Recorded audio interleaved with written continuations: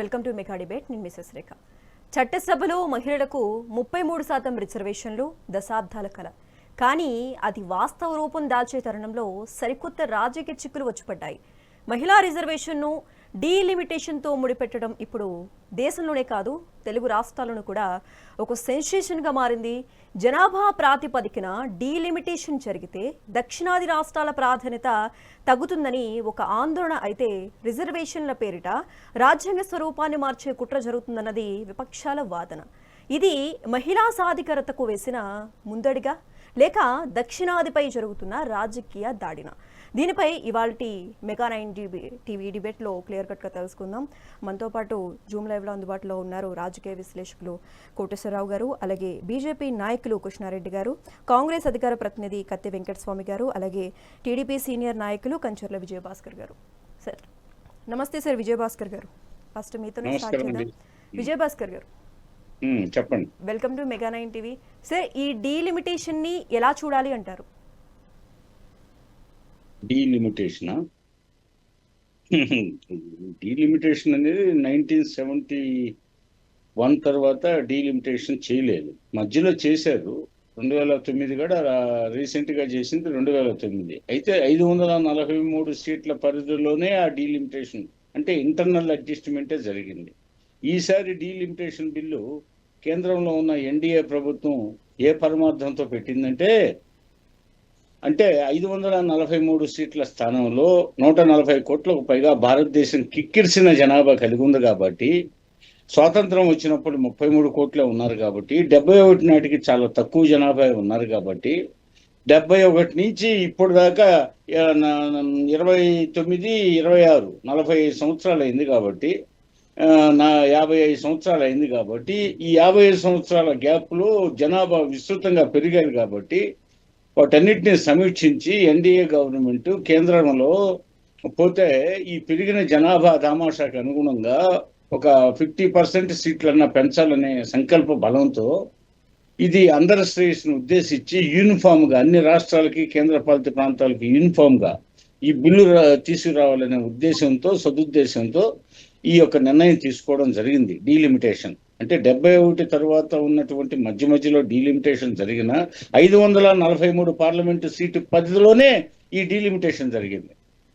అంతేగాని ఎప్పటికప్పుడు ప్రతి 10 సంవత్సరాలకు ఒకసారి డీలిమిటేషన్ ద్వారా, అంటే జనాభా లెక్కలు కూడా 71 తర్వాత 81లో తీశారు, 91లో తీశారు. ఆ తర్వాత కరోనా పేరుతో 2001 జనాభా లెక్కలు తీయలేకపోయారు, 2001 తీశారు. 2020లో 20 తర్వాత కరోనా వల్ల జనాభా లెక్కలు తీయడం అనేది వీలు కాలేదు. అదంటే అది ప్రపంచ సమస్య, అది యూనివర్సల్ ప్రాబ్లం కాబట్టి దానికి ఎవరు బాధ్యులు కాదు. ఆ తర్వాత 2026 ఇప్పుడు 2 దశల్లో దీన్ని పూర్తి చేయాలా. ఈ పాపులేషన్ సెన్సస్ అనేది ఎన్డీఏ ప్రభుత్వం నిర్ణయించి మొట్టమొదటిగా ఈ నెల నుంచి ప్రారంభించారు, శ్రీకారం చుట్టారు. అంటే ఫస్ట్ ఎన్ని గృహాలు ఉన్నాయి అనేది ఎన్యూమరేషన్లో తేల్చి, తర్వాత 2వ దశలో జనాభాలు ఏ ఇంట్లో ఎంతమంది జనాభా ఉన్నారు, స్త్రీలు ఎంతమంది, పురుషులు ఎంతమంది, ఇలా అనమాట. అదేవిధంగా వృద్ధులు ఎంతమంది, బాలికలు ఎంతమంది, వాళ్ళ యొక్క ఆర్థిక స్థితిగతులు ఏంటి, వాళ్ళకున్న వాహనాలు, ఇతర సదుపాయాలు, మౌలిక సదుపాయాలు ఏంటి, అదేవిధంగా వాళ్ళ యొక్క వాళ్ళ కూలీలా లేకపోతే భూస్థితి కలిగిన వాళ్ళ ఆదాయ మార్గాలు, ఇవన్నీ లెక్కలు తెస్తారు. ఈసారి కొత్తగా ఏంటంటే 1931 తర్వాత 47లో స్వాతంత్రం వచ్చింది. 31 తర్వాత భారతదేశంలో కులగణన చేయాల. అంతకుముందు బ్రిటిష్ గవర్నమెంట్ హయాంలో కొన్నాళ్ళు కులగణన జరిగింది, మధ్యలో ఆపేశారు. ఆ తర్వాత మొట్టమొదటిసారిగా మళ్ళీ భారత ప్రభుత్వం కులగణనకు కూడా తాజాగా అంగీకారం తెలిపింది.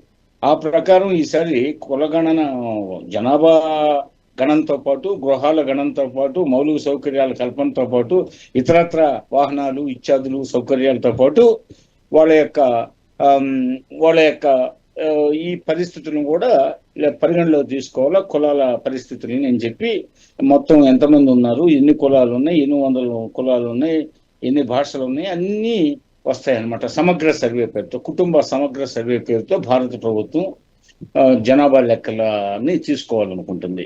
అయితే అవన్నీ పూర్తి అయ్యేటప్పటికి 2027 చివరి అంతం కావచ్చు. లేకపోతే 2028 జనవరి మార్చి మధ్యలో పూర్తి కావచ్చు. కాబట్టి ఎన్నికలు సమీపిస్తున్నాయి అప్పటికి.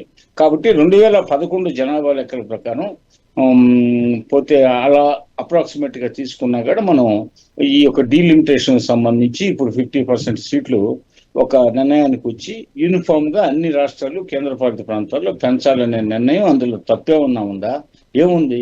ఇప్పుడు దాకా 543, 71 నుంచి ఇప్పుడు దాకా 72లో జనరల్ ఎలక్షన్స్ జరిగినాయి అసెంబ్లీలకి, పార్లమెంట్కి. అప్పటి నుంచి 543 సీట్ల పరిధిలోనే అడ్జస్ట్మెంట్లు. పోయిన 2009లో కూడా కొన్ని జిల్లాల్లో సీట్లు తగ్గాయి. ఉదాహరణకి మా నెల్లూరు జిల్లాలో మాకు 11 సీట్లు ఉంటే అసెంబ్లీ సీట్లు 10 అయ్యాయి. ప్రకాశం జిల్లాలో 13 ఉంటే 12 అయ్యాయి. అట్లాగే గుంటూరు జిల్లాలో 2 సీట్లు తగ్గాయి. ఇట్లా అన్ని జిల్లాలో, కొన్ని జిల్లాల్లో పెరిగాయి. అందువల్ల ఇవన్నీ పార్లమెంటు కూడా అదే విధంగా జరిగింది. అందుకని పార్లమెంటు కూడా 543 సీట్లే చివరికి తగ్గినా, కొన్ని చోట్ల తగ్గినా, కొన్ని చోట్ల ఇచ్చినా టోటల్గా 543 సీట్లు. ఇవన్నీ పెట్టుకొని సరే ఈ జనాభా లెక్కలు కరోనా వల్ల వాయిదా పడ్డాయి కాబట్టి ఇప్పుడు తాజాగా ఈ నెలలోనే స్టార్ట్ చేశారు కాబట్టి ఆ సర్వే కార్యక్రమం ఇదంతా పూర్తయి అన్ని సమగ్ర సర్వే పూర్తయి ఆ లిస్టు తయారు చేసేటప్పటికి కొంత సమయం పడుతుంది. కాబట్టి 2029లో ఎన్నికలు ఉన్నాయి కాబట్టి ఈసారి ఎన్నికలకి కొత్త యువతరాన్ని కొత్తగా చాలా మందికి అవకాశాలు కల్పించాలని చాలా చిన్న దేశాలు, వాటికన్ సిటీ ఉంది సరే, అది వేరే మతపరంగా కొద్ది మంది జనాభా. మిగతా దేశాల్లో 40,000 జనాభాకి ఒక దేశం, 1,00,000 జనాభాకి ఒక దేశం, ఇలా ఉన్నాయి చిన్న చిన్న దేశాలు. మంది 140 కోట్లతో చైనాను క్రాస్ చేసి 145 కోట్లు అంటున్నారు ఇప్పుడు.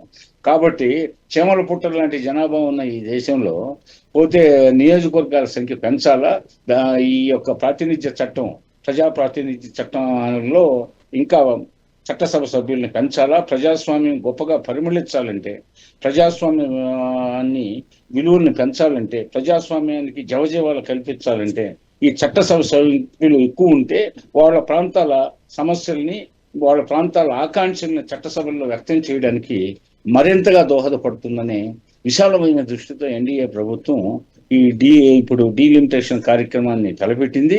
అదేవిధంగా అందులో భాగంగానే ఇప్పుడు ఈ డీలిమిటేషన్ సంబంధించి నిన్న అదేవిధంగా మహిళా రిజర్వేషన్లకు సంబంధించి ఈ మహిళా రిజర్వేషన్ గురించి నేను మాట్లాడొచ్చా ఇప్పుడు మీతో? ఏమ్మా అది ఉందా మన టాపిక్ లో? హలో హలో వినిపిస్తుంది, మాట్లాడండి సార్. ఇప్పుడు మహిళా రిజర్వేషన్లు, ఇకపోతే మహిళా రిజర్వేషన్లని అమ్మా ఈ దేశాన్ని సుదీర్ఘకాలం కాంగ్రెస్ పరిపాలించింది 1947 ఆగస్టు 15 తర్వాత. ఆ తర్వాత జవహర్లాల్ నెహ్రూ గారి పుత్రిక మేడం గాంధీ గారు, ఆమె సుదీర్ఘకాలం పాటు ఈ దేశ ప్రధానిగా ఉంది. పైగా ఆమె వితంతుశ్రీ. వితంతువుల సమస్యలు, వితంతువులకి ఎక్కడ పెన్షన్ ఏర్పాటు చేయలేదు. మా ఉమ్మడి రాష్ట్రంలో, ఆంధ్రప్రదేశ్లో ఉమ్మడి రాష్ట్రంలో వితంతు పెన్షన్ ఎన్టీ రామారావు గారే శ్రీకారం చుట్టారు. అదేవిధంగా మహిళలకు ఆస్తి హక్కు ఇవ్వాలని చెప్పి ఎప్పటి నుంచో డిమాండ్ ఉంది. అంతకుముందు నుంచి బ్రిటిష్ వాళ్ళు నయం వినిపించారు. బ్రిటిష్ వాళ్ళు విలియం బెంటిక్ రాజారాం మోహన్ రాయ్ గారి విజ్ఞప్తి మేరకు సతీ సహగమన చట్టాన్ని రద్దు చేశాడు. అదేవిధంగా డల్హౌసీ స్త్రీలకు సంబంధించి బాల్య వివాహాలకు సంబంధించి, అదేవిధంగా స్త్రీలకు సంబంధించి ఇంకా కొన్ని సాంఘిక దురాచారాలకు సంబంధించి మన సంఘ సంస్కర్తలు రాజా రామ్మోహన్ రాయ్, ఈశ్వర్ చంద్ర విద్యాసాగర్, దక్షిణ భారతదేశంలో వచ్చేసి సుబ్రహ్మణ్య భారతి, మన కందుకూరు వీరేశలింగం పంతులు గారు, గురుజాడ అప్పారావు గారు, వీళ్ళంతా మెమోరాండాలు సమర్పిస్తే డల్హౌసీ గారు కూడా స్త్రీలకు సంబంధించి వీళ్ళ యొక్క విజ్ఞప్తిని అనుమతిచ్చాడు ఆయన. మరి అదేవిధంగా స్వాతంత్రం వచ్చిన తర్వాత కూడా మహిళా అభ్యుదయం కోసం మహిళలకు ఉన్నటువంటి ఈ మహిళల్ని విముక్తి చేయాల, మహిళలకి పూర్తి స్వేచ్ఛా స్వాతంత్రాలు కల్పించాలా. జనాభాలో సగభాగంగా ఉన్నారు మహిళలు. వాళ్ళు వంటింటి కుందేళ్లు కాదు, పిల్లలకనే యంత్రాలే కాదు, పురుషుడి ఆట బొమ్మే కాదు. వీటన్నిటిని అధిగమించడానికి చర్యలు తీసుకోవడానికి ఆ రోజు మహిళగా ఉండి ఇందిరాగాంధీ సగభాగంగా ఉన్న ఈ దేశ జనాభాలో ఇందిరాగాంధీ గారు ఎందుకో మహిళల విషయంలో దృష్టి సారించలేదు. దృష్టి సారించలేదు. ఇతనితో పెన్షన్లు ఏర్పాటు చేయలేదు. మహిళలకు సంబంధించిన ఆస్తుల సమాన హక్కు చట్టం కల్పించలేదు. మహిళలకి ఆమె రాజకీయంగా ప్రధానమంత్రిగా ఉన్నదే కానీ, కాకపోతే సహజంగా ఎక్కడన్నా అక్కడక్కడ అధికారికంగా చట్టం లేదు కదా, అనధికారికంగా అక్కడక్కడ 4 స్త్రీలకు టికెట్లు ఇస్తారు. అంటే వాళ్ళ భర్త చనిపోతే భార్యకి ఇస్తారు, భార్య ఆరోగ్యంగా ఉంటే, లేకపోతే వాళ్ళ ఇంట్లో వారసుడు ఎవరన్నా ఉంటే వాళ్ళకి ఇస్తుంటారు. అదే విధంగా ఎక్కడన్నా రాజ కుటుంబాలకు సంబంధించిన మహిళలు కూడా ఉంటుంటారు. అట్లాగే కొంత బాగా విదేశాల్లో ఎక్కువ విద్యార్జన పనులు పోతే వాళ్ళు ఏదో పరిచయాలు ఉండి వాళ్ళు వ్యక్తిగతంగా ఏదో లాబింగ్ చేసుకుని టికెట్లు తెచ్చుకుంటే తప్పితే ఇప్పటిదాకా మహిళలకు పోటీ చేయడానికి అధికారికంగా హక్కు లేదు. అనధికారికంగానే వాళ్ళు ఏదో దయాదాక్షిణ్యాల మీద, పురుషుల దయాదాక్షిణ్యాల మీద, పురుషుల యొక్క ఏదో సానుభూతి మీద మాత్రమే వాళ్ళు అడపదడప అక్కడక్కడ చట్టసభల్లో, శాసనసభల్లో అయితే, పార్లమెంట్లో అయితేమి అక్కడక్కడ మిణుకుమంటున్నారు. ఈ పరిస్థితులను అధిగమించాలంటే పూర్తిగా వాళ్ళకి చట్టబద్ధమైన రాజ్యాంగపరమైన హక్కు కల్పిస్తే అది ఏ గవర్నమెంట్ అధికారంలోకి వచ్చినా, ఏ పార్టీ అయినా, ఏ ప్రభుత్వం అయినా మహిళలకి ఆ 33% రిజర్వేషన్ ఇవ్వాల్సిందే. కాబట్టి చట్టబద్ధమైన హక్కు కల్పించాలని బ్రహ్మాండమైన ఇది హిస్టారికల్ బిల్ ఇదే. పైగా ప్రపంచంలో మహిళల విషయంలో చాలా దేశాలు మనకంటే ముందు ఉన్నాయి. ఇప్పుడు రువాండా అనే ఒక చిన్న కంట్రీ ఉంది, రువాండా. అక్కడ లేడీస్కి నిన్నేదో చూస్తా ఉంటే లేడీస్కి 56% ఎంతో చూసా. అట్లాగే ఇతర కొన్ని ఆఫ్రికన్ కంట్రీస్లో, లాటిన్ అమెరికన్ కంట్రీస్లో, మెక్సికో ఇంకా తదితర దేశాల్లో, లాటిన్ అమెరికన్ కంట్రీస్ వాటిల్లో లేడీస్కి మోర్ దాన్ 50%, కొన్ని దేశాల్లో 40%. ఇవన్నీ చూసి నేను ఆశ్చర్యపోయాను. ఏంట్రా బాబు, ఇది మంది ఏదో పెద్ద దేశంగా భావిస్తూ ఉంటే జనాభాలో పెద్దది కావచ్చు, భూభాగంలో కూడా బాగా పెద్దదిగానే ఉంది. ప్రపంచంలో 7th ప్లేస్ అనుకుంటాను భూభాగంలో. మరి మనం ఏంది ఇంత వెనకబడి ఉన్నాం? ఏదో మనం జాలీగా రువాండానా, మెక్సికోనా, అవేముందులే చిన్న వెనకబడిన దేశాలుగా మనం ఏదో సానుభూతి కురిపిస్తున్నాం. వాళ్లే ప్రోగ్రెసివ్ ఇదిలో ఉన్నారే, మనం ఎంత వెనకబడ్డామని నిన్న తెలుసుకున్నాను నేను.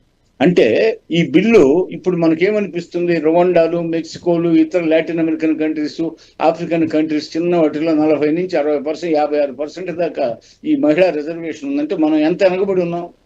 అదేవిధంగా శ్రీమతి ఇందిరాగాంధీ గారు సుదీర్ఘకాలం పరిపాలించే మహిళలకి కనీసం 33% కాకపోయినా కొంత పర్సెంట్ కూడా ఆమె చేయలేదు కదా అప్పుడు. పోతే అదేవిధంగా ఇప్పుడు ఇందులో రాజకీయ కారణాలు ఏమున్నాయమ్మా?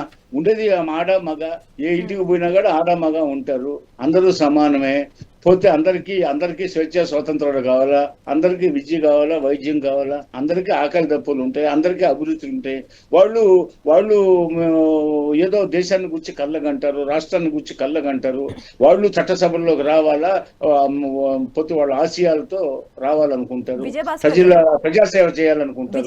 అందులో తప్పే ఉందమ్మా. దాన్ని తిరస్కరించడం అంటే ఎంత అవమానకరమైన విషయం. భారతదేశం తలదించుకోవాల్సిన విషయం. ఈ విపక్షాలు చేసిన ఈ పనికి నిన్న భారతదేశం, అందులో ముఖ్యంగా మహిళలు నిన్న విపక్షాలు తీసుకున్నటువంటి నిరసన తెలియజేసినటువంటి ఓటింగ్ లో ఓడించినటువంటి విషయాన్ని ఈ దేశ మహిళలు జాగరూకత గమనించాలా.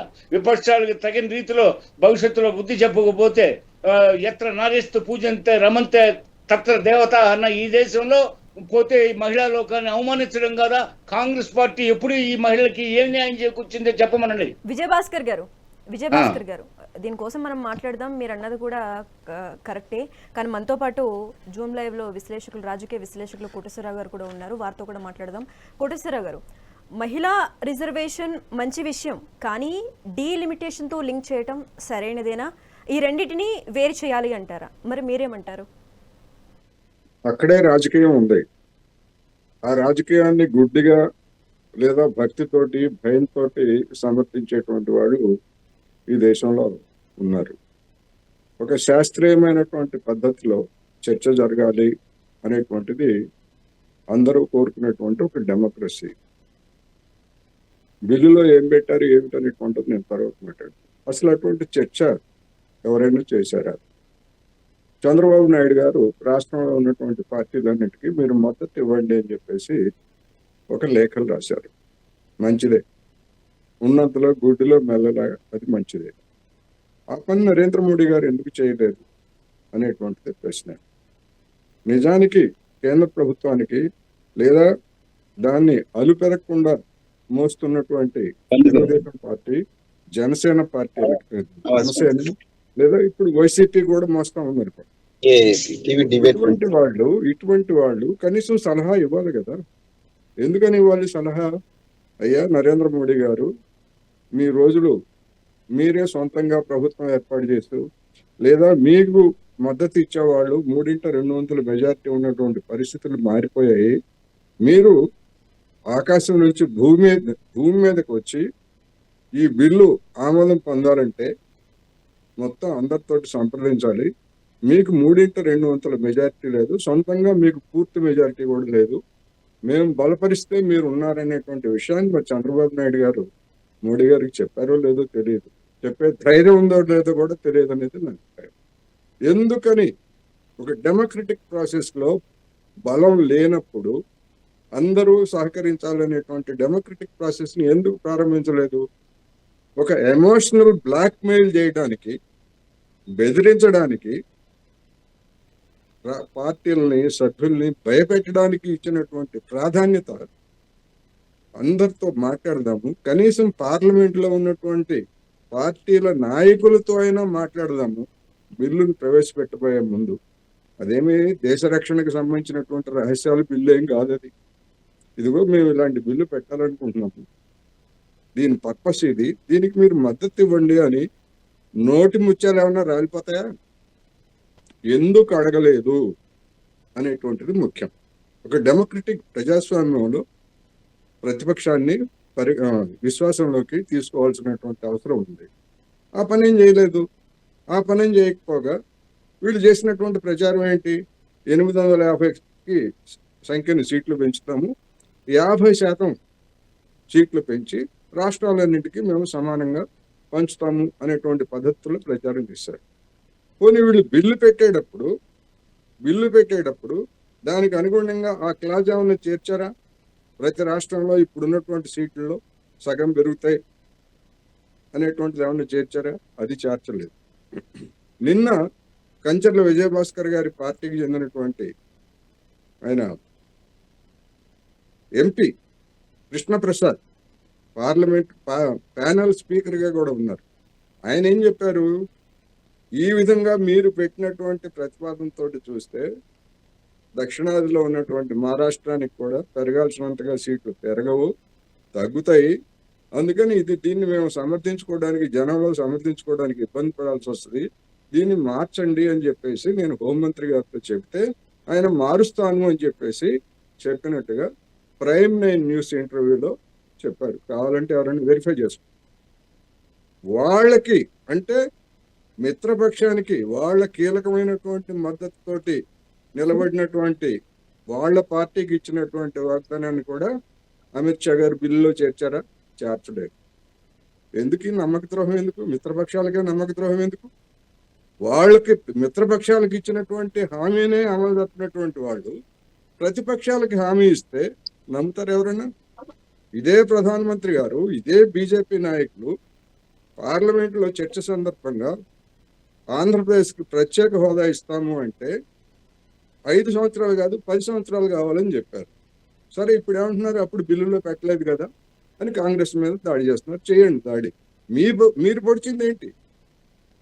నరేంద్ర మోడీ గారు అధికారానికి వచ్చిన తర్వాత ఎవరైనా దాన్ని బిల్లులో చేరిస్తే లేదా రాజ్యాంగబద్ధం చేస్తే ఎవరైనా అడ్డుపడతారా?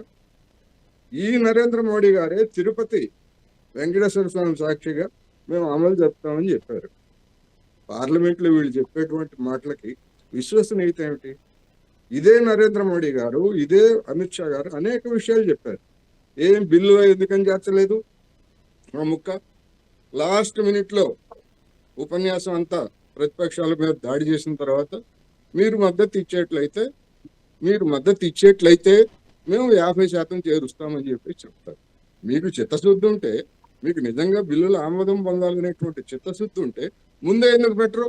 మీ పార్టీ వాళ్ళకి ఆల్రెడీ హామీ ఇచ్చారుగా, హామీ ఇచ్చినట్టు బహిరంగంగా చెప్పారుగా, బహిరంగ లీకులు కూడా ఇచ్చారుగా. మీరు శుక్రవారం నాడంతా, గురువారం నాడంతా మీరు ఇన్ని చేసి లాస్ట్ మినిట్లో ఇదిగో మీరు బలపరుస్తాను అంటే మేము పెడతాం.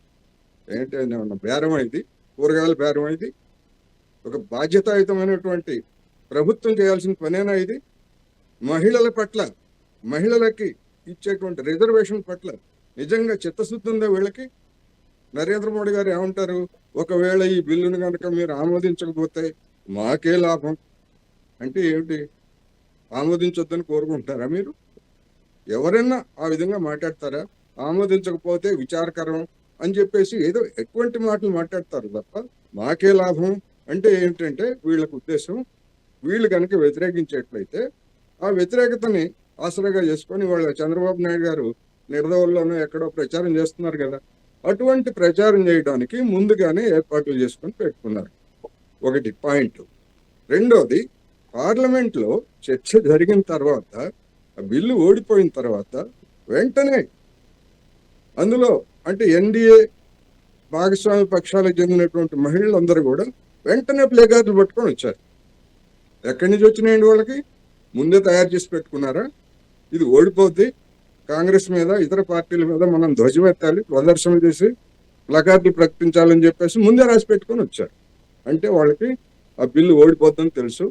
తెలిసి కూడా రాష్ట్రాలకు 50% సీట్లు ఇస్తామనేటువంటి అంశాన్ని చేర్చకుండా నాటకం ఆడారు.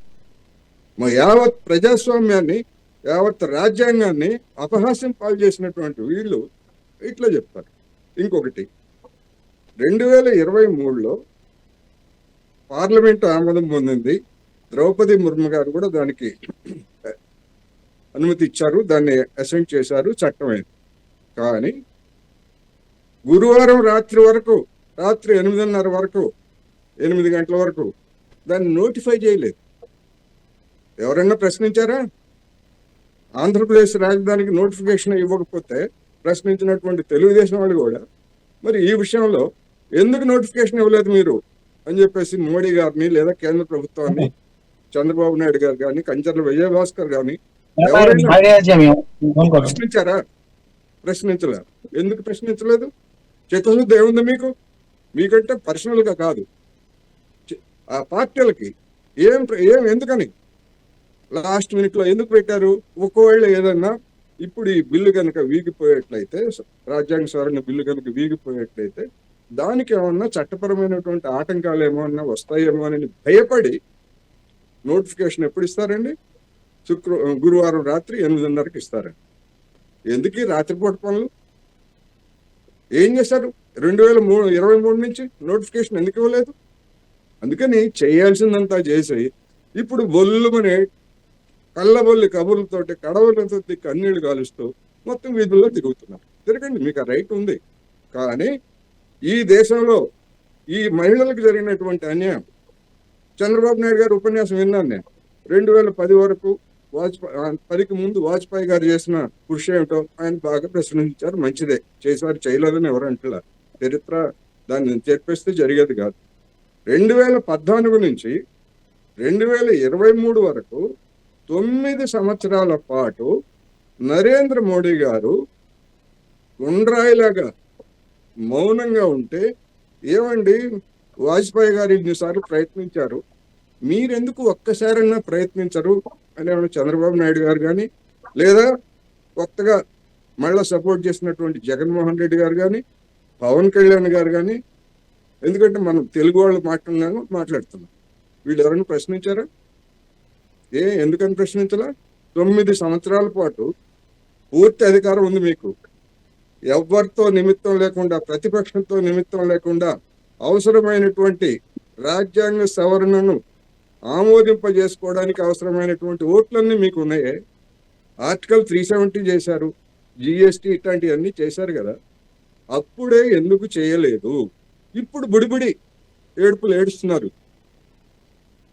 మహిళలకు అన్యాయం జరిగిపోయింది, మహిళలకు అన్యాయం జరిగిపోయిందని. అప్పుడు ఏం చేశారు మీకు అధికారం ఉన్నప్పుడు? అందుకని ప్రతిపక్షాల మీద లేకపోయేట్లయితే ఇలాంటి వాటిని ప్రశ్నించినందుకు నాలాంటి విశ్లేషకులు కావచ్చు, లేదా ఇతరుల మీద మా మీద దాడి చేస్తే ఉపయోగం లేదు. మీరు చేసింది ఏమిటి, మీ నిర్వాహకం ఏమిటి అనేటువంటిది ప్రశ్న ఇవాళ అయిపోయింది. ఇప్పుడు అయిపోయింది. ఇప్పుడు 543 ఒకసారి వెంకటస్వామి గారితో కూడా మాట్లాడదాము. ఒక్క నిమిషం 543 సీట్లు ఉన్నాయి ఇప్పుడు 850కి. నేను మళ్ళా చెప్తున్నా, ఇప్పుడు రేపు ఈ సెన్సస్ అయిపోయిన తర్వాత 26, 27 సెన్సస్ అయిపోయిన తర్వాత కూడా మళ్ళా ఇదే సమస్య వస్తుంది. ఈ సెన్సస్ ప్రకారం అయినా 2011 సెన్సస్ ప్రకారం అయినా దక్షిణాది రాష్ట్రాలకి అన్యాయం జరుగుతుంది. ఈ అన్యాయాన్ని రేపైనా పరిష్కరించకపోతే మళ్ళా ఇదే సమస్య వస్తుంది. అందుకని నా అభిప్రాయం ఏంటంటే ఇప్పుడు 543 సీట్లని నోటిఫై చేసి 33% ఇంప్లిమెంట్ చేయండి మీకు చిత్తశుద్ధి ఉంటే. లేదు రాజకీయం చేయాలనుకుంటే చేసుకోవచ్చు, రాజకీయ పార్టీలు కనుక రాజకీయం చేయొచ్చు. కానీ మహిళల పట్ల ఏమాత్రం చిత్తశుద్ధి ఉన్నా కానీ ఇప్పుడు ఉన్నటువంటి సీట్లని ముందు అమలు చెప్పండి. తర్వాత మీరు తగ్గుతాలకి ఎత్తారా, లేకపోతే 250 చేస్తారా, 500 చేస్తారా, ఇవన్నీ తర్వాత సంగతి. ఇప్పుడు చేస్తారా లేదా అన్నదే ప్రశ్న అనేది నా అభిప్రాయం. వెంకటస్వామి గారు, ఈ బిల్లు మహిళా సాధికారత కోసమా లేక రాబోయే ఎన్నికల్లో రాజకీయ లబ్ధి కోసం అంటారా? మరోవైపు మహిళా బిల్లుకు మద్దతుగా ఇస్తామని చెబుతూనే ఓటింగ్ సమయంలో ఎందుకు వ్యతిరేకించారు? ఇది ఒక విధంగా ద్వంద్వ వైఖరి కాదంటారా? ఎవరిది ద్వంద్వ వైఖరి, మాదా లేకుంటే గవర్నమెంట్ దా? అసలు మహిళా బిల్లుకున్న డీలిమిటేషన్ బిల్లుకి ఎవరు లింక్ చేయమన్నారు? మహిళా బిల్లు ఇప్పుడు కొత్తగా పాస్ అయ్యేదేమున్నది? కోటేశ్వరరావు గారు అన్నట్టుగా అది నోటిఫై కావాలి. నోటిఫికేషన్ ఇవ్వకుండా రాష్ట్రపతి ఆమోద ముద్ర పడ్డాక కూడా నోటిఫికేషన్ ఇవ్వకుండా నాటకాలు చేసి అది ఇప్పుడు ప్రతిపక్షాల మీద నెట్టడం ఏంది? Non sense. ఇదంతా కూడా ఒక పెద్ద డ్రామా. కాంగ్రెస్ పార్టీని కానీ మిగతా పక్షాలను కానీ బద్నాం చేసి మహిళల దగ్గర మహిళలంటే కాంగ్రెస్ పార్టీకి కానీ మిగతా పక్షాలకు గౌరవం లేదు, మాకు మాత్రం గౌరవం ఉన్నదని చెప్పడానికి వేసినటువంటి ఒక పెద్ద నాటకం. అసలు డీలిమిటేషన్ బిల్లుకు మహిళా బిల్లుకు సంబంధం లేదు. మహిళా బిల్లు ఆమోదం పొందింది 2023లోనే పొందింది, 2024లో రాష్ట్రపతి యొక్క ఆమోదం పొందింది. దాన్ని వెనువెంటనే చేయాల్సిన పని ఏముండేనంటే ఇప్పుడున్నటువంటి 543 ఏవైతే పార్లమెంట్ సీట్లు ఉన్నాయో ఆ సీట్లకు ముందుగా కేంద్రం నుంచి ఇంప్లిమెంటేషన్ చేయాల్సి ఉండే. అది ఎందుకు చేయలేదు? కోటేశ్వరరావు కూడా అడుగుతున్నారు, నేను కూడా అడుగుతున్నాను, ఎవరైనా అడుగుతారు. ఇప్పుడు ఉన్నదాన్ని, ఇప్పుడు భవిష్యత్తు వచ్చేది దేవుడికి ఎరక. ఇప్పుడు ఉన్న దాంట్లో నువ్వు బిల్ పాస్ అయిన తర్వాత ఇంప్లిమెంట్ చేయకుండా ఈ 23 నుంచి ఇప్పటిదాకా నాటకాలు చేసి 2.5 సంవత్సరాలు నాటకాలు చేసి ఇప్పుడు డీలిమిటేషన్ మీద కూడా స్పష్టత లేదు. డీలిమిటేషన్ ఎట్లా చేస్తాం? 50% ఇస్తామన్నారు. ఓకే, అదొక కొంత న్యాయం జరుగుతుందా అనేటువంటిది ఒక ఆశ ఉండే.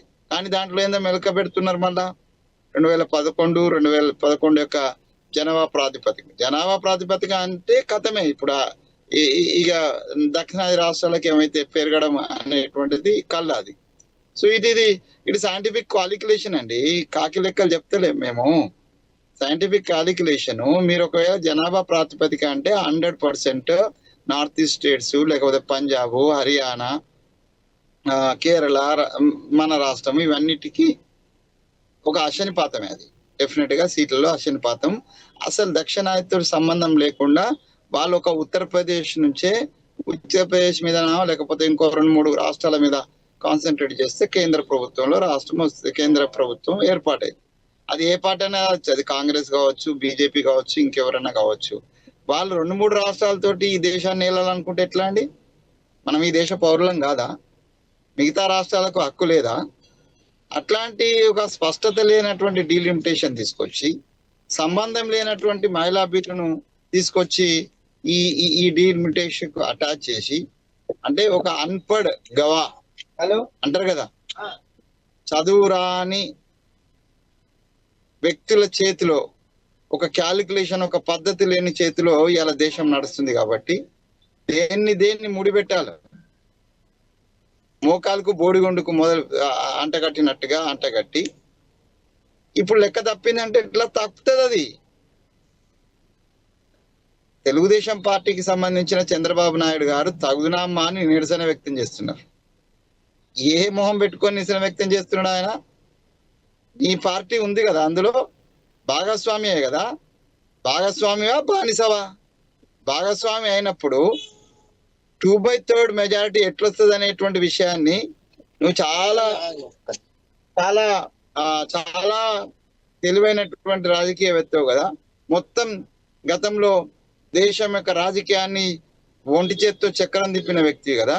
మరి ఆ చక్రమే ఇప్పుడు ఎందుకు తిప్పలేదు? మహిళా బిల్లు పాస్ కావాలంటే 2/3 కావాలంటే దీని మీద సమగ్ర చర్చ జరగాలనేటువంటి ఒక చిన్న సలహాను ఎందుకు ఇవ్వలేకపోయినారు? ఏ స్వార్థంతో ఇవ్వలేకపోయినారు? ఇవాళ ఏ మొహం పెట్టుకొని నిరసన వ్యక్తం చేస్తున్నారు? ఎవరి మీద నిరసన వ్యక్తం చేస్తున్నారు? నిరసన మీరు వ్యక్తం చేయాల్సింది ఎవరి మీద? కేంద్ర ప్రభుత్వం ఆడినటువంటి నాటకం మీద, కేంద్ర ప్రభుత్వం యొక్క నిష్క్రియ పర్వం మీద చంద్రబాబు నాయుడు గారు నిరసన వ్యక్తం చేయాలి.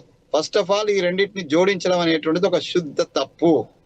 ఏ మేధావిని అడిగినా, ఏ కొద్దిగా చదువుకొని కొద్దిగా అవగాహన ఉన్నటువంటి కాన్స్టిట్యూషన్ గురించి కానీ, లేకపోతే ప్రొసీడింగ్స్ కూడా అది చట్టసభల ప్రొసీడింగ్స్ గురించి ఏమాత్రం అవగాహనటువంటి ఓ మాజీ ఎమ్మెల్యేనో, మాజీ ఎంపీనో, మాజీ రాజ్యసభ సభ్యునో అడిగితే చెప్తారు. ఇది లింకప్ చేయడం తప్పు. లింకప్ చేసింది ఎందుకనంటే, లింకప్ చేస్తే ప్రాబ్లమ్స్ వస్తాయి. ప్రాబ్లమ్స్ వస్తే మహిళా బిల్లు ఆపాలి. మహిళలకు గౌరవం ఇస్తారని ఎవరు చెప్పినండి? భారతీయ జనతా పార్టీ వాళ్ళు. ఆయన ఎవరు చెప్తున్నారు ఇందిరాగాంధీ మహిళలకు గౌరవం ఇవ్వలేదని? మహిళలకు గౌరవం ఇచ్చింది ఎవరు ఈ దేశంలో? ఈ దేశ ప్రధానమంత్రి ఒక అవహేళన చేసింది ఎవరు ఈ దేశంలో? ఆయన ఇప్పుడు కూడా మాట్లాడుతున్నాడు. ఏమి ఇన్సిస్ట్ చేసిండు? ఆమె శక్తియుక్తుల గురించి మాట్లాడాల. ఆమె విడో అన్నాడు. What nonsense they are talking. Widow అయితే దేశాన్ని నిలవద్దా? ఇంకా అవగాహన ఎక్కువ ఉండాలి. విడో అనే మాట అన్నారు. విడో అనే మాట అన్నారు. ఆగండి, మీరు ఆగండి. మీరు చెప్పిన విడో అనే మాట వచ్చిందంటే భావన ఎందుకు వచ్చింది? ఈ హిందూ సమాజం పేరుతోటి, హిందుత్వం పేరుతోటి నేను కూడా ఆర్ఎస్ఎస్ లో పనిచేసిన సార్, ఏబీపీ లో పనిచేసిన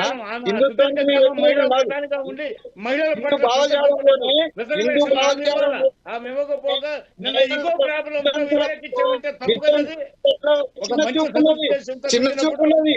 ఇదే వింతంతు పేరుతోటి ఆమెను జగన్నాథ్ టెంపుల్ కు రానియలేదు, జగన్నాథ్ టెంపుల్ కు ఎంట్రీ కానియలేదు. ఇట్లాంటి దౌర్భాగ్యమైనటువంటి సాంప్రదాయాలు పెట్టుకొని ఆ సాంప్రదాయాలను మావని చెప్పుకునేటువంటి భారతీయ జనతా పార్టీ మహిళలకు మేము ఎక్కడ ఇయ్యలే? మేము రాష్ట్రపతిని చేసింది మీరా మేమా? స్పీకర్ చేసింది మీరా మేమా? అనేక రాష్ట్రాల యొక్క మహిళా సాధికారత గురించి విజయభాస్కర్ గారు నేను మిమ్మల్ని విమర్శిస్తలేను, కానీ ఈ దేశ దౌర్భాగ్యం గురించి మాట్లాడుతున్నా. ఒక వీడియో అంటే చిన్న చూపు ఉంటుంది సార్ ఈ దేశంలో. ప్రపంచం అంతా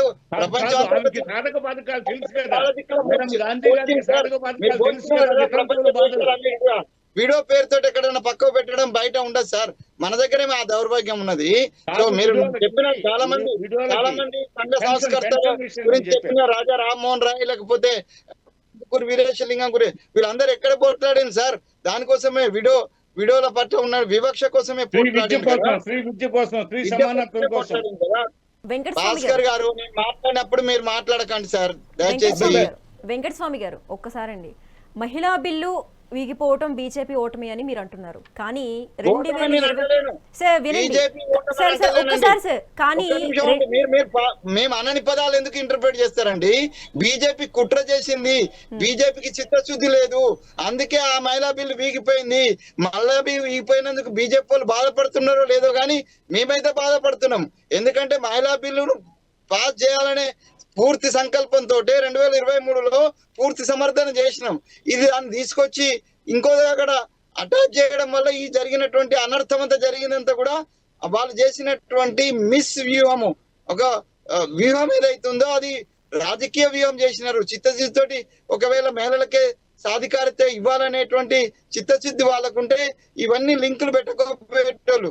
డైరెక్ట్ గా అది పాస్ అయిన వెంటనే 543లో 33% ఇన్ని అని రిజర్వ్ చేసేవాళ్ళు. తద్వారా అసెంబ్లీ సీట్లలో కూడా ఉండేది. సో అది చేయలేదంటున్నాం.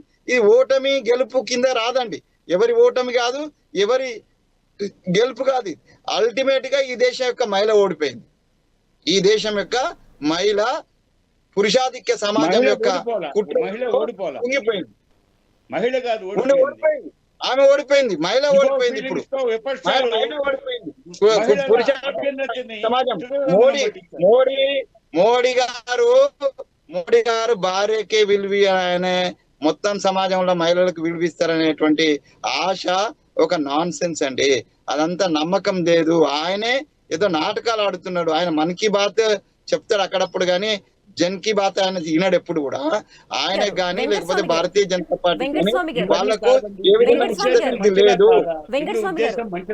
వెంకటస్వామి గారు కానీ 2023 బిల్లు ఇప్పటికీ ఉంది కదా, మరి డీలిమిటేషన్ లింక్ చేయకుండా మహిళా రిజర్వేషన్ వెంటనే అమలు చేయడం ఎందుకు వ్యతిరేకిస్తున్నారు?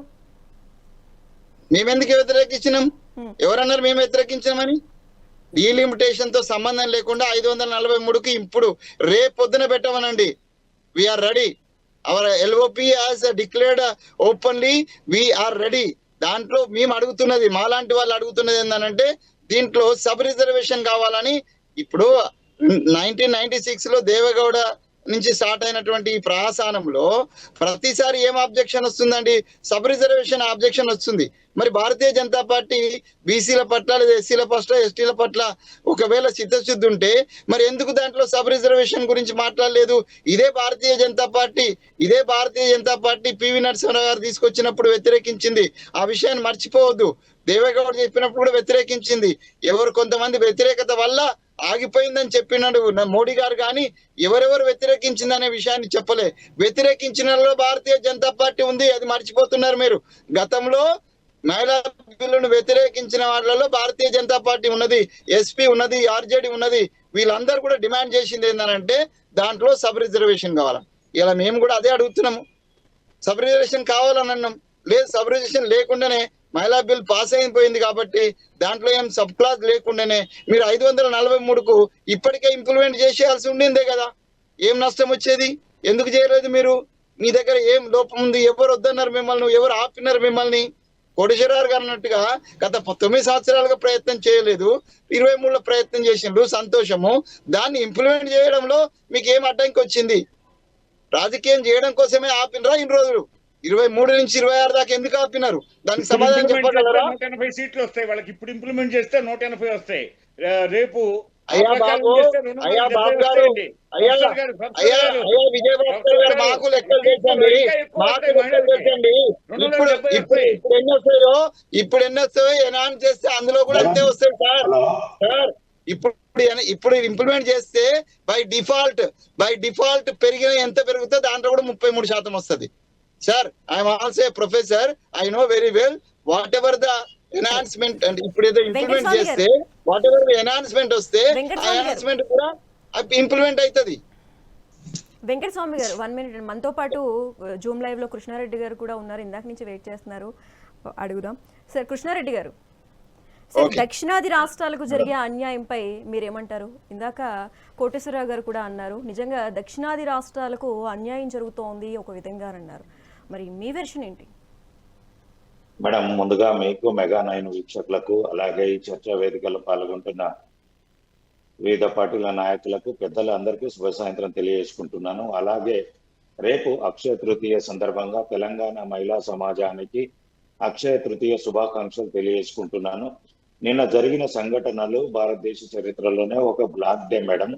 ఇక్కడ బిల్లుల అంశాలు కానీ అక్కడ చర్చలు జరిగిన దాంట్లో ఒక విమర్శనాత్మకమైన అంశాలను తీసుకొని మాట్లాడడం జరుగుతుంది. కానీ మహిళా బిల్లు ఆమోదం పొందిన తర్వాత మళ్ళీ పార్లమెంట్ లోకి ఎందుకు చర్చకు వచ్చింది అనేది ఎవరు మాట్లాడట్లేదు.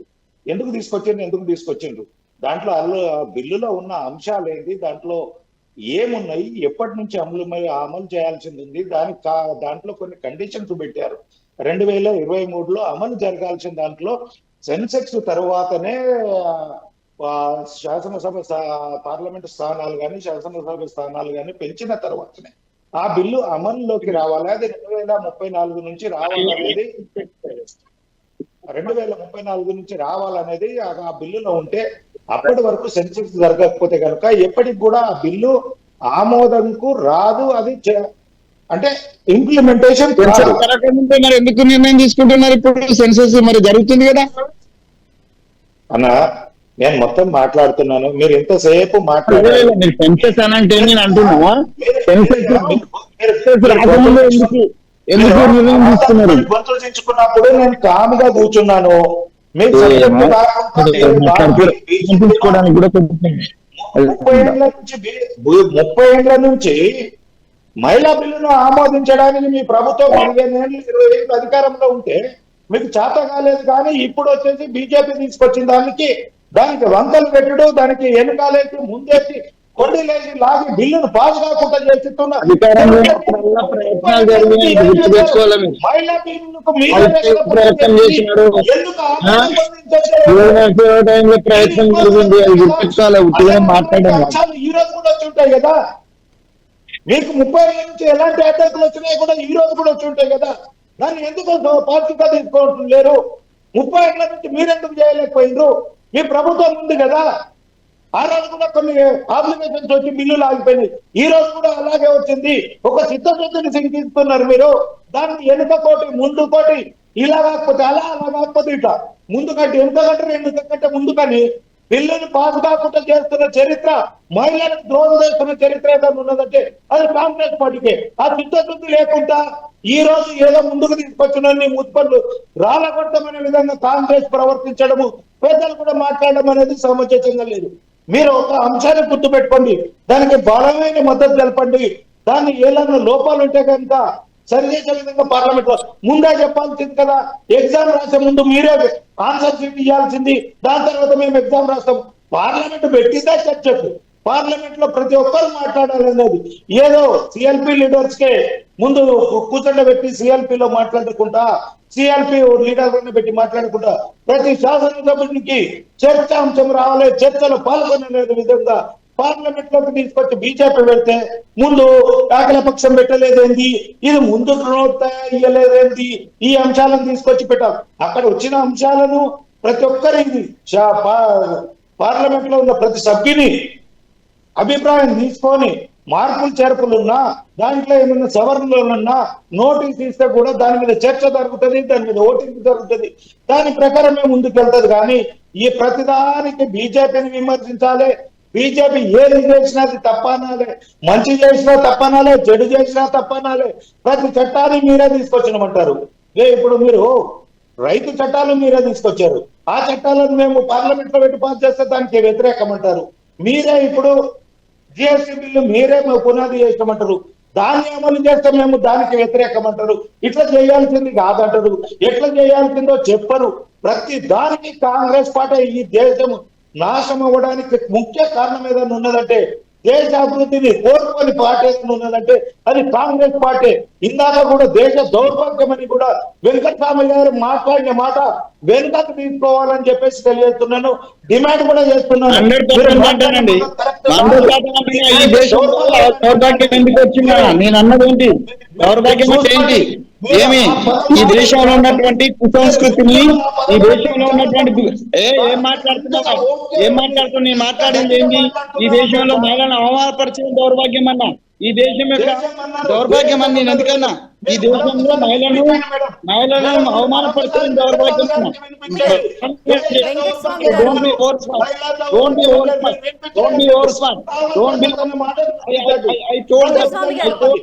ఈ దేశంలో మహిళలను అవమానపరచడం దురదృష్టకరమన్నా, దౌర్భాగ్యం అన్నా దురదృష్టకరం అని నేను తట్టుబడినా. మహిళలను విడో పేరుతోటి మహిళలను అవమానపరచడం అనేటువంటి దౌర్భాగ్యం అని నేను అన్నది. అది దేశ దౌర్భాగ్యం, ఈ సంస్కృతి దౌర్భాగ్యం. ఎందుకు సమర్థించుకుంటున్నావు? సత్యదానాన్ని సమర్థిస్తావా? విడోలను తీసుకుపోయి జైల్లో కూర్చోబెట్టినట్టు కూర్చోబెట్టడం దౌర్భాగ్యం కాదా? సంస్కారం ఎందుకు వచ్చింది? అంటే నేను తప్పైతే అనుకున్న విషయం తప్పే. రాజారామన్ తప్పే.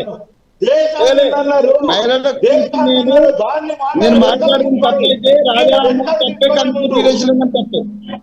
మాట్లాడే నేను అసలు విషయం మాట్లాడు. ఎందుకు ఇంటి చేసిందో చెప్పు. మహిళా బిల్లును విషయం ఎందుకు విక్కి చేసిందో చెప్పండి. కాబట్టి మాట్లాడుతున్నా. నువ్వు నా పదాలను మీరు రాంగ్ ఇంటర్ప్రిట్ చేసింది కాబట్టి మాట్లాడుతున్నా. వెంకటరెడ్డి గారు ఒక 1 మినిట్ అండి.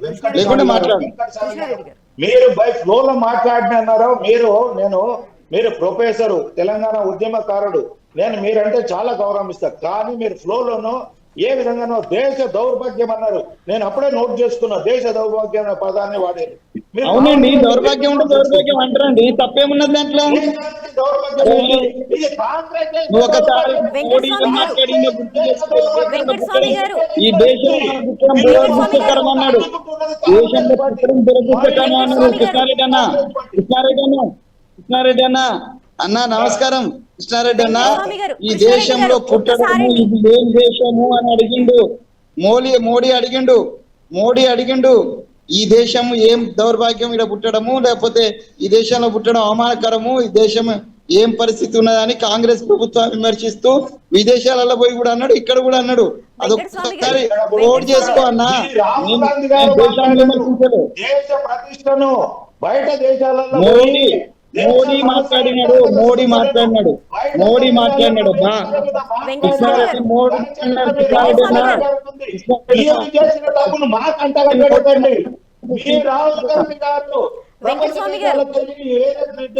కూర్చొని ప్రెస్ మీట్లు పెట్టుకున్నా. కృష్ణారెడ్డి గారు ఒక్కసారండి కోటేశ్వరరావు గారు మాట్లాడతారు. కోటేశ్వరరావు గారు మీ వెర్షన్ ఏంటో చెప్పండి. ఒకవేళ వీళ్ళందరూ బీజేపీనే టార్గెట్ చేశారు. నాకు ఒక అవకాశం ఇవ్వండి, ఎందుకంటే ప్రతి వాళ్ళు బీజేపీని టార్గెట్ చేస్తున్నారు. బీజేపీ 30 ఏళ్ల నుంచి కూడా కాంగ్రెస్ ఆ బిల్లును పాస్ కాకుండా చేసుకుంటా ఏదో శుద్ధశుద్ధితో ముందుకు తీసుకొస్తే వీళ్ళు బీజేపీని విమర్శించడానికే కూర్చున్నారు. బీజేపీ తీసుకొచ్చిన మంచిదాన్ని దాన్ని ఏదో విధంగా చేసి పాస్ చేసుకుందాం అనేది లేదు. మంచి అంటాం, చెడు అంటాం. వెంకటస్వామి గారు, కృష్ణారెడ్డి గారు ఒక 1 మినిట్ ఆగండి, కోటేశ్వరరావు గారితో మాట్లాడదాం. కోటేశ్వరరావు గారు మీ వెర్షన్ ఏంటో చెప్పండి ఒకసారి. ఇప్పుడు వెంకటస్వామి గారు దేశ దౌర్భాగ్యం అన్నారు తప్ప, అదే విషయం కృష్ణారెడ్డి గారు కూడా చెప్పారు, మీరు దేశ దౌర్భాగ్యం అన్నారు. దౌర్భాగ్య దేశం అంటాం వేరు, దేశ దౌర్భాగ్యం అంటాం వేరు. తెలుగులో ఉన్నటువంటి అర్థాన్ని మనం తెలుసుకుంటే అది ఇబ్బంది లేకుండా ఉంటది. దౌర్భాగ్య దేశం అని ఎవడో అండు, భారతదేశాన్ని ఏ దేశ పౌరుడు కూడా అండు. దేశ దౌర్భాగ్యం అంటే అది వేరు.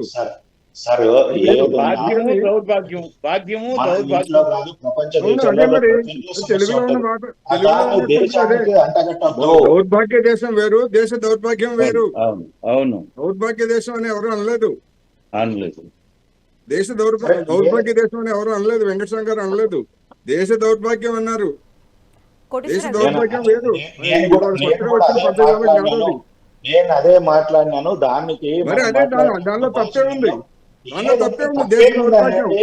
దౌర్భాగ్యం దేశంకు కాదు, కాంగ్రెస్ పార్టీ చేసిన దౌర్భాగ్యం. కాంగ్రెస్ విమర్శించుకోండి. మీరు కాంగ్రెస్ పార్టీ అంటే నేను కూడా నిన్న నాకు వస్తుంది. కృష్ణారెడ్డి కొద్దిగా దగ్గర పెట్టుకుని మాట్లాడి, ఈ దేశానికి ఇవాళ నీ మోడీ గారు 10 కోట్ల చూపేసుకొని తిరుగుతున్నా అంటే ఈ దేశం యొక్క డెవలప్మెంట్ చేసింది మేము. ఇన్ని మర్చిపోయి కాంగ్రెస్ ముక్త భారత్, కాంగ్రెస్ దౌర్భాగ్యము ఇవన్నీ నాకు మాట్లాడతారండి.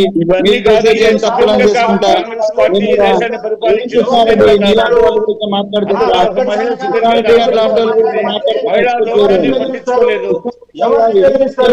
మాట్లాడతారు అనుకోలేదు, ఇంత బుద్ధిగా మాట్లాడతారు అనుకోలేదు.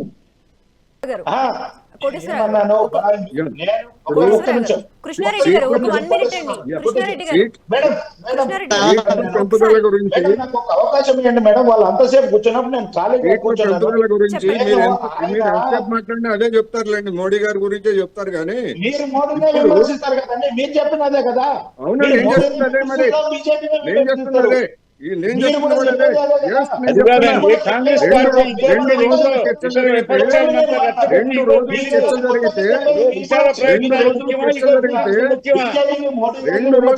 జరిగితే బిల్లులో ఏమైనా మార్పులు చేశారా? 2 రోజులు చర్చ జరిగితే మీ తెలుగుదేశం పార్టీకి ఇచ్చినటువంటి వాగ్దానం ఏంటంటే మీరు మా మీద అడ్డుకోచుకొని మీరు ఇంటర్నల్ గా ఇది జాతీయ స్థాయిలో పార్లమెంట్ లో జరుగుతుంది. అక్కడ జరుగుతుంటే తెలుగుదేశం మీద స్టార్ట్ చేస్తారు. ఏం మీకు చెప్పండి? ఇచ్చినటువంటి వాగ్దానాన్ని సుదీర్ఘకాలం కూడా ఇందిరాగాంధీ ఏం పెట్టలేదు మరి. చేస్తుంది? మహిళల కోసం పెట్టకుండా సుదీర్ఘకాలం ఇందిరాగాంధీ ఛాలెంజ్ చేస్తున్నాం. ఏం 16 చేశారు? సంవత్సరాల పాటు ఈ దేశం చేశారు? ప్రధానిగా ఉంది. చేశారు? ఏం చేసింది ఈ మహిళకి? ఇందిరాగాంధీ ఎందుకు ఇప్పుడు ఇందిరాగాంధీ ఎందుకు? ఇందిరాగాంధీ ఇప్పుడు నరేంద్ర కాదు. మోడీ ఎందుకు? అసలు ఈ నరేంద్ర దేశానికి మోడీ మహిళలు గురించి కాంగ్రెస్ చెప్తా పార్టీ ఉంటే ఏం చేయాలి? ఇందిరాగాంధీ కాంగ్రెస్ పార్టీ ఏం చేయాలి? అంటారు. కాంగ్రెస్ పార్టీ ఏం చేయాలి? మాట్లాడితే రాజ్యాంగం ప్రకారం ఒక మహిళల్ని వితంతు అంతం తప్పు. మీరు విశ్లేషకుడుగా కాదు, ఒక రాజకీయ పార్టీ నాయకుడిగా మాట్లాడతారు. నేరం అది. ఒక మహిళని వితంతు అని అవమానించడం నేరం. ఎవరిని? ఒక మహిళని వితంతు అని అవమానించడం నేరం. ఎవరిని? ఒక వితంతు వాళ్ళ సమస్యలు పట్టించుకోవాలని చెప్పావు. ఒక వితంతు ఏంటి? మరి ఓబీసీ అని ఓబీసీ ఓబీసీ మంత్రి ఓబీసీ పిఎం ఓబీసీ ఎందుకు చేయలేదు? ఈ వితంతువులకు పెన్షన్ ఇవ్వాలి. తెలియకపోతే మీకు తెలుసుకోండి. మీరు తెలుసుకోండి. ఏం సంబంధం అయింది? లేకపోతే పవన్ కళ్యాణ్ మహిళల పట్ల ఉన్న గౌరవం తెలిసిపోయింది. ఒక్క మాటతో చోట అమృతం చెట్టు అన్నట్టు మీరు వర్తిల్లొచ్చు, అన్ని చోట్ల కుదరదు. ఎప్పుడో జరిపి ఇందిరాగాంధీ అది గురించి కాదు. ఎందుకు ఇప్పుడు ప్రతి చర్చ? debate లో మీ తెలుగుదేశం నాయకులు మీ దగ్గర విషయం అది కాదు. విషయం ఈ కాకుండా దేశానికి ఇందిరాగాంధీ దగ్గరికి వెళ్తారు. ప్రధానమైన పదవి ఇందిరాగాంధీ చేసినటువంటి వితంతు పెన్షన్ ఇవ్వలేదు. వితంతు సమస్యలు పట్టించుకోవాలా? నరేంద్ర మోడీ మహిళల గారు రిజర్వేషన్లు పట్టించుకోవాలా? నరేంద్ర మోడీ మహిళల గారు ఆస్తుల సమాధానం పట్టించుకోవాలా? ఏం పట్టించుకున్నామే? 1995లో 200 ఇస్తే కోటేశ్వరరావు, ఇప్పటిగా 200 ఇస్తున్నారు. ఆయన కోటేశ్వరరావు ముసలాడే కదా, ఆయనకు తెలీదా? ముసలాడ కోటేశ్వరరావు బాధలేంటో తెలీదా? ఎందుకు పెంచలేదు? ఎందుకు అడగరు మీరు? అమ్మా ఫైనల్ గా నేను మాట చెప్పదలుచుకున్నాను. 1995 నుంచి ఇప్పటికి 200 ఇస్తుంది కేంద్ర ప్రభుత్వం. ఇది తెలీదా? ఏంది 95 తెలీదా? నుంచి ఎందుకు అడగరు మీరు? కేంద్ర ఏది? ప్రభుత్వం పెంచమని ఎందుకు అడగరు మీరు? ఏది ఏ విషయం మీరు చెప్పేది? ఏమి పెన్షన్ గురించి? పెన్షన్ల గురించా? పెన్షన్ 300. అసలు ఇందిరాగాంధీ ఏమి ఇవ్వలేదయ్యా బాబు అంటుంటే ఇందిరాగాంధీ ఏమి ఇవ్వలేదు. మరి ఇందిరాగాంధీ మరి నరేంద్ర మోడీ సంగతి చెప్పండి. ఇవ్వనోళ్ళు మీకు గొప్ప, ఇచ్చేవాళ్ళు గొప్ప కాదు. ఏమి ఇస్తున్నారు? విజయభాస్కర్ గారు. ఎంత ఇస్తున్నారు చెప్పండి. కేంద్ర విజయభాస్కర్ ప్రభుత్వం గారు. చెప్పండి. సంపాదించలేదంట ఒక మంచి కేంద్ర ఉద్యోగంతో ప్రభుత్వం ఎంత ఇస్తా ఉంది? వృద్ధాప్య పెన్షన్ ఎంత ఇస్తా ఉంది? విడో పెన్షన్ ఎంత ఇస్తుంది కేంద్ర ప్రభుత్వం? చెప్పండి మీరు. జనాభాలో సగభాగం మహిళలు ఉన్నారు. జనాభాలో సగం ఇవన్నీ కబుర్లు వాళ్ళ కోసం తెలుసు మన మాకు. ఇంకోలు కేంద్ర ప్రదర్శిస్తే ఎట్లా అక్కడ మన పెన్షన్ ఇంకోలు ఎంత పనిచేయవు. ఇస్తా ఉంది? విశాల ప్రయోజనాల కోసం, కోట్లాది మహిళా లోకం కోసం ఆ బిల్లు పాస్ చేయాల్సిన బాధ్యత విపక్షాలకు ఉందా లేదా? పెన్షన్ మీరు పెన్షన్ అన్నారు కనుక కేంద్ర ప్రభుత్వం ఇస్తున్నటువంటి పెన్షన్ ఎంత? అది సూటిగా చెప్పండి. మీరు కానీ కృష్ణారెడ్డి గారు కానీ ప్రశ్నించాడు. ఈ రోజు కోటేశ్వరరావు మరి ఈ గారు రోజు 30 ఏళ్ల ప్రశ్న నుంచి ఏంటంటే ఈ రోజు చర్చ కోటేశ్వరరావు గారు ఇందిరాగాంధీ గురించి కాంగ్రెస్ పార్టీ మహిళా బిల్లుకు ద్రోహం కోటేశ్వరరావు గారు. ఇందిరాగాంధీ ప్రశ్నించారు. గురించి మాట్లాడుకుంటే ఏమవుతారు? మోడీ గారు ఏం చేశారు? అమిత్ షా గారు ఏం చేశారు? చంద్రబాబు నాయుడు గారు ఏం చేశారు? పవన్ కళ్యాణ్ ఏం మీకు ఏం చేశారు? చేసేట్టు కనపడరు. జగన్మోహన్ రెడ్డి గారు ఏం మీకు చేశారు? ఆలోచన లేదు. విశ్లేషకుల ముసుగులో మీరు మీరు తీసుకున్న వకల్తాలు వేరు. మీ వకల్తాలు వేరు. విశ్లేషకుల ముసుగులో కాకపోతే మీకు భజన చేయాలి. మీకు భజన మాకు భజన చేయమని చెప్పం. మీరు చేసినట్టుగా భజన మాకు చేయాలి. భజన చేయాల్సిన మీరు అవసరం చేస్తున్నారు లేదు. కదా మీరు మోడీకి భజన. భజన చేస్తే మీరు ఓటర్స్ చేస్తున్నారు కదా మారుతారా? మోడీకి భజన. మీకు ఓటర్స్ భజన చాలా చేయాలి. చైతన్యపూరితంగా విజయభాస్కర్ ఉన్నారు. గారు. మీ భజన విజయభాస్కర్ గారు. అక్కర్లేదు. విమర్శలు మీరు తగ్గలేరు. విమర్శలు మీరు తగ్గలేరు. మీ దగ్గర సరుకు లేదు. నేను ఒకటే అడుగుతున్నా, పెన్షన్స్ గురించి మీరు ఎత్తారు. మోడీ గారు ఎంత ఇస్తున్నారు? వితంతువులకు ఎంత ఇస్తున్నారు? వృద్ధాప్యం ఎంత ఇస్తున్నారు? చెప్పండి ఇప్పుడు.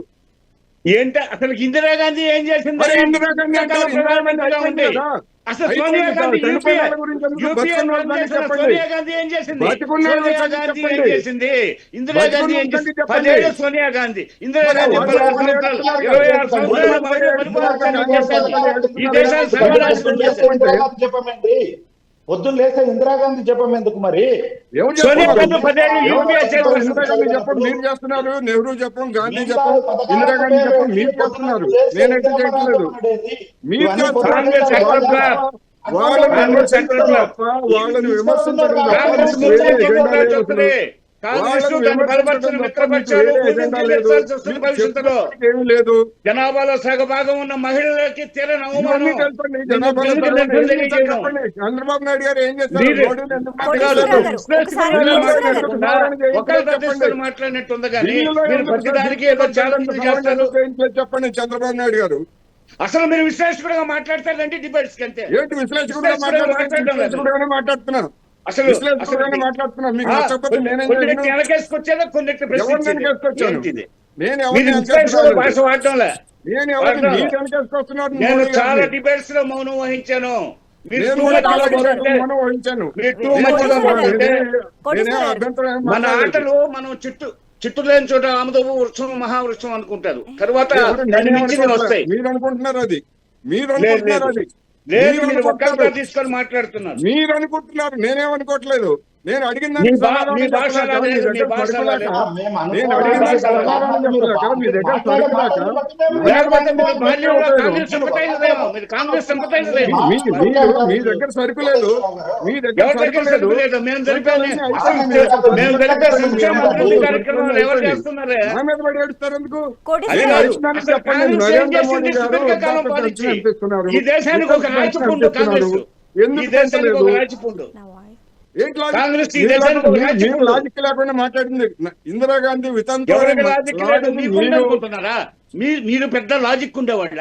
మీకంతా తెలుసా? నేను అనలేదు. లాజిక్ ఇంకెవరికి లేకుండా ఏం తెలీదా? మాట్లాడుతున్నారు. మీరు అన్నది మీరేనా చదివింది? ఇంకెవరు చదవలేదా? ఎవరన్నారు? మీకేనా నేను దేవుడు అన్నది. బుర్ర నేనేం ఇచ్చింది? చదవలేదు. ఇంకెవరికి ఇవ్వలేదా? నేనేం కాస్త చదువుకోలేదు. ఆగండి, మీ తగ్గండి, మాత్రం కొంచెం నేనేం ఈగోస్ చదువుకోలేదు. తగ్గించుకోండి. మీ మాత్రం నేనేం అన్ని చదువుకోలేదు. చోట్ల చెల్లినట్టు అన్ని చోట్ల చలో. అయిన కోటేశ్వరరావు గారికి, అలాగే కృష్ణారెడ్డి గారికి, అలాగే కత్తి వెంకటస్వామి గారికి, అలాగే కంచర్ల విజయభాస్కర్ గారికి థ్యాంక్ యూ సో మచ్ అండి. ఇది ఇవాల్టి మెగా 9 డిబేట్. రేపటి డిబేట్లో మళ్ళీ కలుద్దాం. అంతవరకు చూస్తూనే ఉండండి మెగా 9 టీవీ.